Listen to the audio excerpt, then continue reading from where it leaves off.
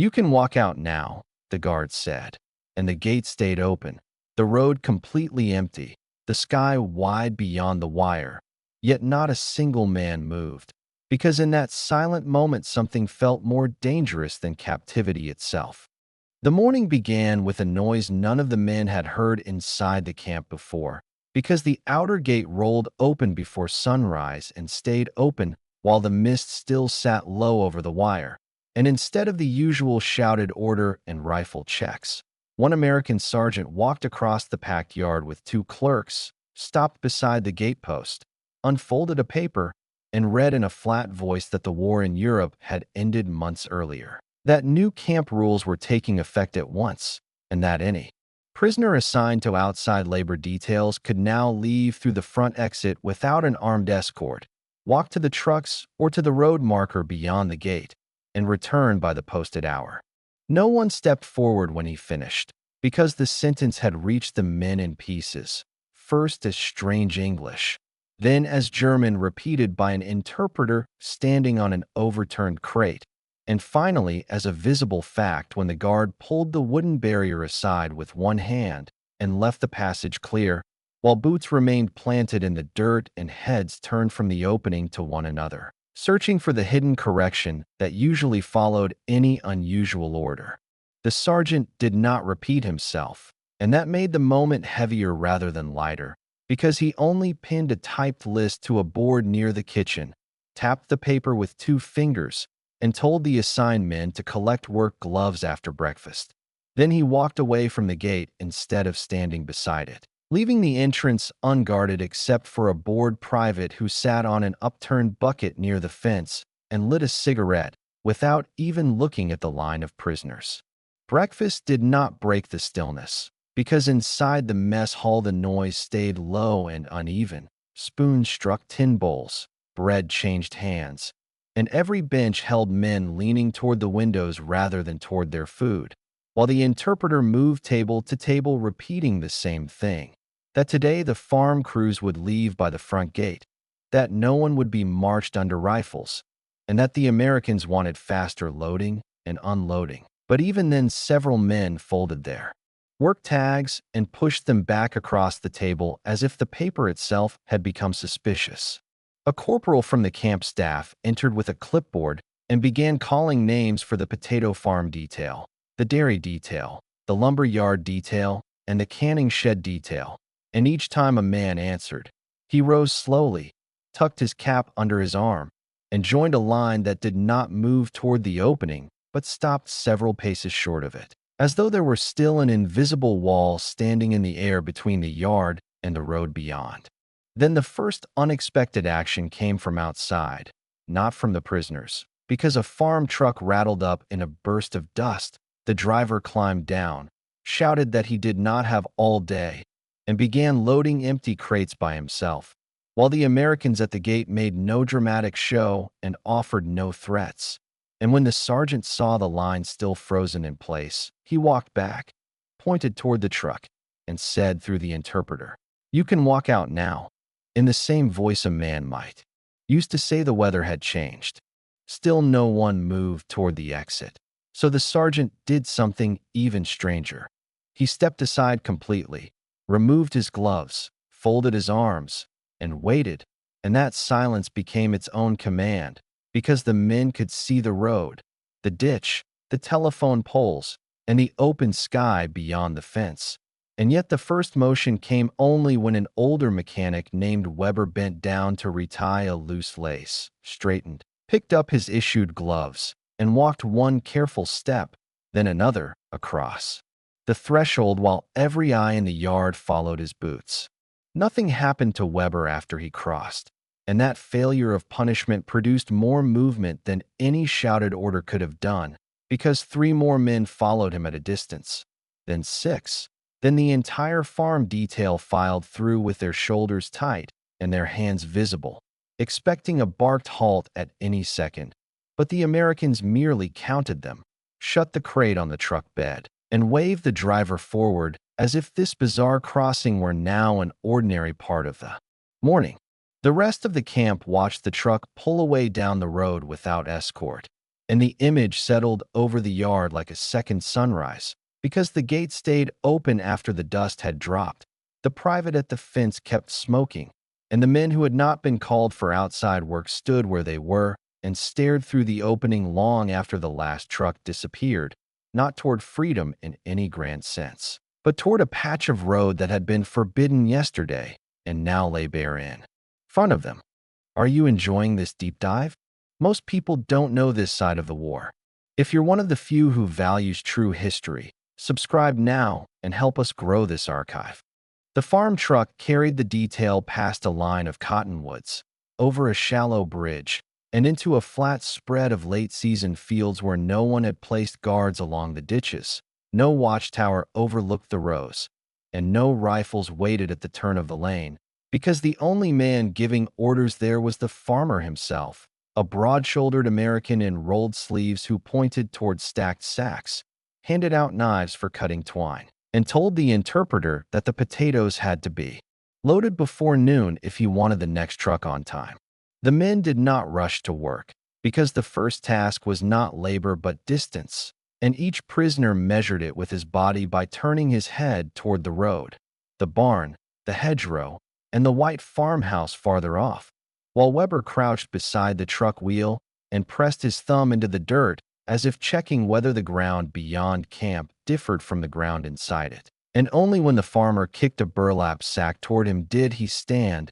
and begin lifting. Once the work started, it accelerated quickly because motion gave the men something solid to hold, and soon the crew formed a chain from the field edge to the truck bed, passing sacks shoulder to shoulder, then breaking apart to drag more from the rows, while a boy from the farmhouse drove out with a water drum in the back of a wagon, parked within easy reach, and left again without once glancing to see whether any prisoner had slipped toward the road. By mid-morning, the first test came from the Americans rather than from the Germans, because the farmer looked at the slow progress near the far rows, pointed with a rake handle, and sent two prisoners and the interpreter beyond the lane to clear a jammed wagon wheel from a muddy rut near a stand of trees, far enough that the main crew could no longer see them clearly, and when no guard followed, the men on the truck bed stopped tossing sacks for a moment and stared until the farmer barked for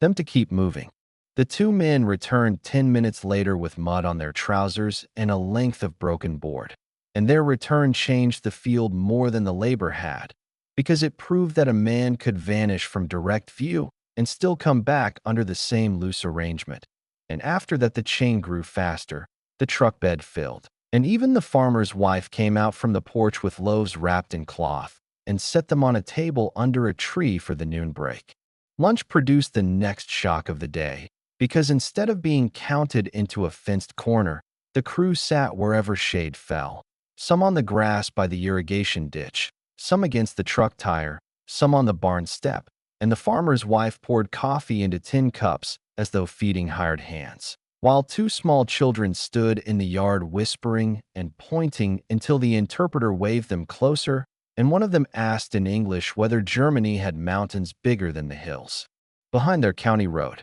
A younger prisoner named Brant rose after the meal and walked alone to the water pump near the farmhouse porch, a movement that should have drawn a warning at once. But the only response came from the farmer, who shouted that if he was already on his feet, he could also carry an empty crate back from the shed, and Brant did exactly that, returning with water in one hand and the crate under the other arm, his route crossing open yard, porch steps, and a patch of road where nothing except habit had kept him from continuing on. The afternoon brought a new kind of tension when a freight train sounded somewhere beyond the trees, and one prisoner on the far side of the field dropped his sack, climbed onto the wheel of a wagon for a better look, and stood staring at the smoke in the distance until Weber yanked him down by the sleeve, not to stop an escape, but to stop the spectacle of one, because the farmer had turned, the interpreter had noticed, and the whole arrangement still felt thin enough to tear if one foolish gesture gave the Americans cause to harden it again. When the truck was finally loaded and the crew climbed aboard for the return, no chains waited, no lecture followed, and no one was searched before the wheels started rolling back toward camp. Yet the mood on the truck was not relief, but a rough, unsettled alertness, because each man now carried a fresh piece of evidence that the gate had truly opened, that roads and porches and ditches could be crossed under orders that no longer resembled old captivity, and that the hardest movement of the day had not been lifting sacks, but taking the first unguarded steps where a prisoner had once been expected to stop. The change spread through camp before sunset, not by announcement, but by objects, because the men from the farm detail returned with mud on their boots, bread crusts in their pockets, and a story attached to every visible thing. And soon the yard filled with demonstrations rather than arguments. One man showed where he had sat beneath a tree outside the fence. Another laid a farmhouse coffee cup on the table to prove that Americans had let him drink without counting spoons afterward. And Weber unfolded a scrap of wrapping paper with the name of a local feed store printed across it like a trophy from another world. That evening, the commandant added structure to what had begun as shock, posting a roster for rotating outside details and a second notice establishing a narrow liberty arrangement on Saturdays for selected work crews who returned on time during the week, which meant that the opening at the gate was no longer a single experiment, but the first part of a system.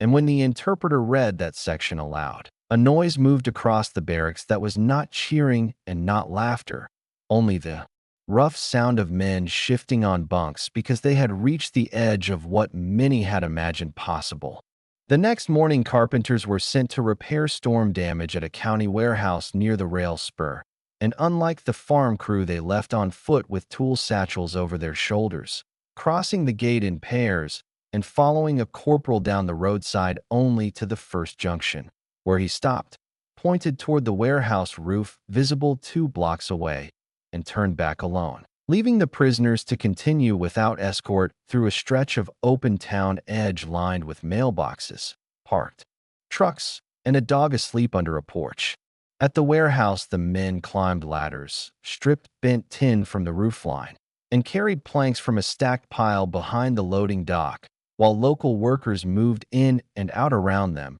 as if proximity itself were no longer dangerous. And one rail clerk even tossed down a cigarette pack from the dock to a prisoner below, then kept stamping invoices without waiting for thanks, which forced the Germans to keep working while ordinary gestures they had been trained to expect as impossible kept, arriving without ceremony. Near noon, a pickup stopped outside the warehouse, and a shopkeeper from town stepped out with a wooden case of bottled soda for the repair crew, not as part of any formal program, but because, as he told the interpreter, the heat was bad and men on ladders should not drop from thirst, and the act created immediate disorder because several prisoners refused the bottles. One took his and set it unopened on a plank. Another drank half in one motion, and one older sergeant major from the barracks marched up to the interpreter demanding to know who had authorized gifts from civilians. The argument did not stay verbal for long,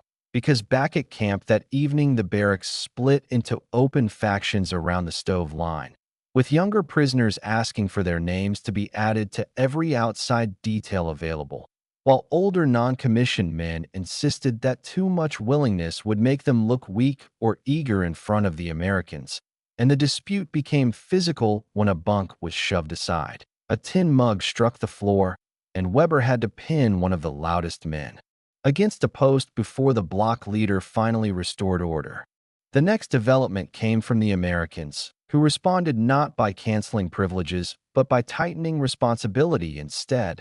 posting a return ledger beside the gate and requiring each outside worker to sign his name or mark the hour of departure and return, which moved the burden of movement onto the prisoners themselves. And that small administrative change altered the camp atmosphere at once, because now every man who crossed the threshold carried not merely permission, but recorded obligation. 2 days later, the first Saturday Liberty detail was chosen, limited to 6 men from the warehouse crew and 4 from the farm crew, all to walk to the town store under a written pass, purchase soap, tobacco, thread, or writing paper, and return within 90 minutes. And when the names were read, no one celebrated, because the barracks had already learned that the open gate solved one problem only to create another, namely that each new concession forced every man to decide publicly what he would do when the old barriers were removed. When Saturday arrived, the selected group formed at the gate with passes folded in their shirt pockets and money coupons issued by the camp office. And again the opening stood clear and the road beyond lay empty. But this time the pause was shorter, not because the fear had disappeared, but because the week had taught the men that indecision now carried its own cost. So Weber stepped out first once more. 3 others followed him toward town, and one of the chosen men, after standing rigid with his pass in hand for a full half-minute, quietly tore the paper in two and walked back to his barracks without saying a word.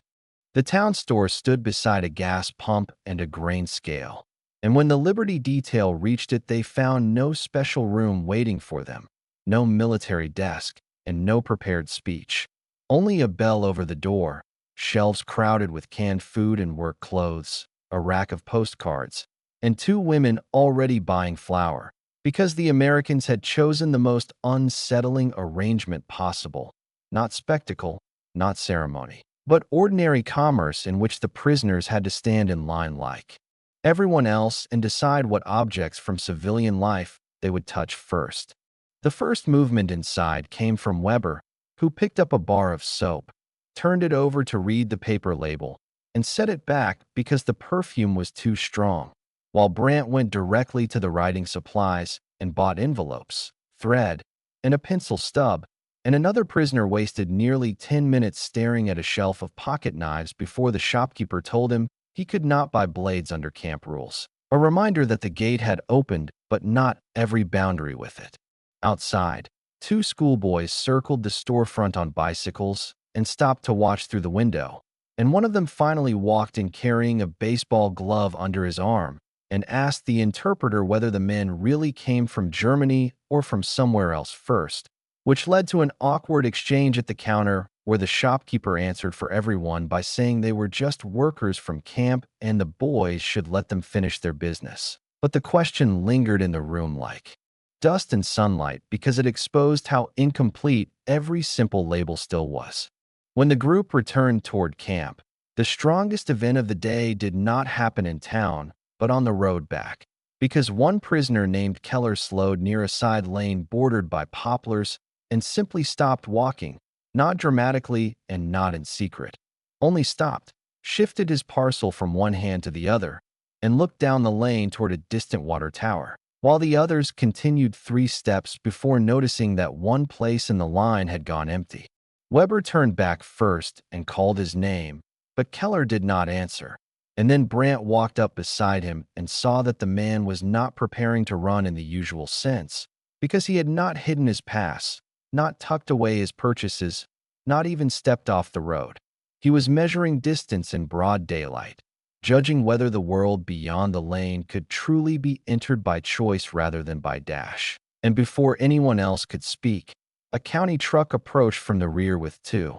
workers in the cab who slowed, nodded, and kept driving as if a German prisoner standing still at a crossroads required no intervention. That indifference decided the matter more sharply than a guard's rifle could have done, because Keller looked after the truck, then at the open lane again, and finally turned back toward the camp road with a visible heaviness in his shoulders, not from defeat alone, but from the realization that the moment of possible flight had passed without a chase, reducing escape from a heroic image to a bare personal act that no one around him seemed willing to dramatize. Camp discipline shook that evening when word spread that Keller had nearly remained behind, and several barracks men accused him of endangering every privilege gained that week, while others argued that if a gate was opened, a man had the right to test how far the opening went. And the argument rolled into the yard after dark until the block leader ordered all non-essential movement stopped and sent the interpreters from hut to quiet men who were now less afraid of guards than of each other's choices. The Americans reacted the next day by calling the entire camp into formation, not to revoke movement, but to make the rule brutally plain. Anyone assigned outside work or granted a pass could walk out under the listed conditions. Anyone who failed to return would be treated as escaped and hunted, and any collective punishment for another man's decision would not be allowed inside the camp either, which split responsibility into two hard pieces and denied both easy heroics and easy excuses. Then the commandant demonstrated his confidence in the new order with an act that stunned even the interpreters, because he unlocked the smaller pedestrian gate beside the main vehicle entrance and ordered it kept open from dawn to evening for all assigned details, removing the old ritual of unlocking and locking for each passage. And from that day forward, the camp no longer resembled a sealed container at its front edge, but a place with a functioning door through which men moved every few hours under a system that was becoming ordinary whether they were ready for that ordinariness or not. By the end of the week, the visible signs of change stood everywhere. Work boots drying outside huts after days beyond the fence, store parcels stacked under bunks, repair tools signed out and returned, local road dust on trouser cuffs, and a handwritten map of the town tacked beside the return ledger. Yet the most powerful fact remained the simplest one, that every time the gate stood open and a name was called, the camp still held its breath for one beat before movement began, as if the body remembered captivity longer than the road required. The resolution came not through gradual easing but through a storm, because on a dark afternoon heavy rain slammed across the county and a flash flood tore through the creek bed south of town, washing fencing loose, lifting feed barrels, and trapping a loaded produce truck axle deep at the low bridge on the road between the camp and the canning shed. And before the water had fully dropped, a deputy's car reached the gate with a request from the town council for every available labor crew the camp could spare. Within minutes, the yard became a place of urgent motion rather than hesitation, because carpenters grabbed rope coils, farm hands seized shovels, mechanics loaded jacks and chains onto flatbeds, and the commandant stood beside the open gate reading names so quickly that the interpreter barely kept pace, while rainwater ran from caps and sleeves, and men who had once stalled at the threshold now broke into a rough jog as soon as their assignments were called. The first truck rolled to the flooded bridge with prisoners packed shoulder to shoulder in the back, and when they climbed down, they found townsmen already in the mud wrestling sacks away from the current, women carrying crates from a soaked cellar, and a doctor trying to reach a farmhouse cut off by standing water. So the work details split instantly. One group chained the truck axle to a tractor, one built a temporary plank path over the ditch, one dragged feed bins uphill, and Weber's team hacked loose debris from the bridge rail so the water could run cleanly through. No guard stood over any of them during those hours, because the emergency dissolved the last outward signs of custody, and men moved from road to barn to porch on shouted requests from civilians rather than orders from soldiers, while Brandt and two others entered the flooded cellar of the general store to lift sugar sacks onto a counter. Keller worked knee-deep in runoff beside the deputy to guide wagons across the washed road, and one of the former strict sergeants from the barracks spent an hour on a farmhouse roof nailing tar paper beside the same local carpenter who had given him a cigarette days before. The strongest turn of the story arrived just before dusk when a small girl was reported missing near the creek bend beyond the produce sheds. And without waiting for formal instruction, the nearest German work party spread out along the bank, moving in a line through reeds and broken fence posts, calling to one another over the rush of water until Weber spotted the child crouched on the far side of a fallen cottonwood, trapped by mud and too frightened to cross, and he went over the trunk on hands and knees, wrapped her in a grain sack, and carried her back through the shallows to the road. That rescue changed the town more visibly than any written order ever had, because when Weber reached the road, the deputy took the child from his arms only long enough for her mother to seize her, then turned back and gripped Weber's forearm in front of everyone there, with rain still dripping from both men's sleeves, and no one tried to turn the moment into a speech. Instead, the mother pressed a blanket into Weber's hands, The doctor sent him toward the warming truck, and the work resumed at once because daylight was collapsing and the road still had to be cleared. By evening, the flood line had been cut back from the bridge. The stranded produce truck had been hauled free. Cellar goods were stacked on dry planks, and the last emergency crew began walking back toward camp under a sky clearing red behind the barns. Not marched, not counted at rifle point, but moving in exhausted silence with tools over their shoulders and mud drying in thick layers on their trousers. While townspeople along the road lifted hands or called thanks from porches as the column passed. At the gate, the commandant did not read a warning or ask why no escorts had remained with the crews through the crisis, because the return itself answered every question he needed answered, and one by one the men signed the ledger with shaking hands, leaving mud prints across the board and smearing ink where rain still dripped from their cuffs, until Keller stepped up last from the road crew, looked at the open pedestrian gate, then at the darkening county road behind him, and signed his name with deliberate care before entering the yard.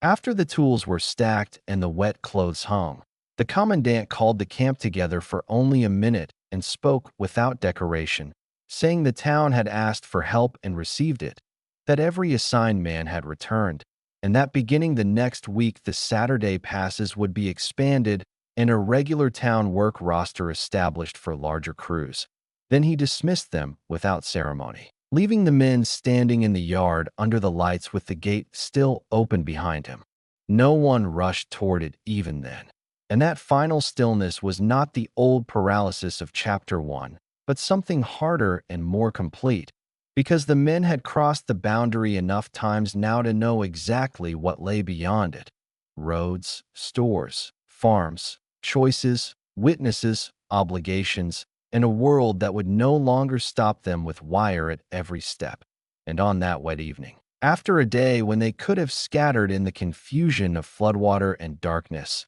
every man turned away from the exit and walked instead toward the barracks. The open gate behind them no longer a test they feared, but a fact they had finally carried inside with them. The gate remained open as the light faded, but no one rushed toward it anymore, because the men had already crossed that line more than once and understood what waited beyond it. They had walked the roads, worked in the fields, stood in the town, and returned under their own names, not under force, and that had changed the meaning of the exit completely. One by one, they turned away from the opening and moved back toward the barracks, not because they were stopped, but because the choice had already been made. And that night, the open gate no longer felt like freedom, it felt like responsibility. Thank you for spending this time here. If these quiet, true World War II stories matter to you, subscribing helps this channel continue.